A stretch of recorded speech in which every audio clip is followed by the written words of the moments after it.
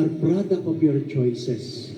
Kahit gaano kabuti ang inyong mga magulang, kahit gaano kalaki ang pagmamahal, kung hindi kayo marunong sa buhay, magdudusa talaga kayo.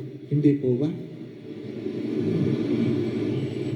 Kung ano ka man ngayon, ano ang iyong kalalagayan, ang iyong pagluha, ang iyong pagtawa, ang iyong kabiguan, ang iyong tagumpay, yan ay desisyon mo. Desisyon mo yan. Kung saan, ang iyong pananalig ay sabi nga sa unang pagbasa, ay magdadala sa iyo sa iyong kasinuhan. Ano sinasabi sa unang pagbasa? Walang sino mang maliit sa mata ng tao ay maliit sa mata ng Diyos.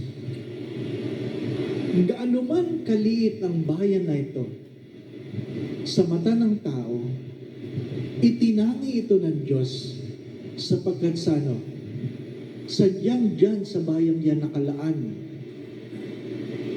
kung saan ang ina ng magiging tao ay iluluwan.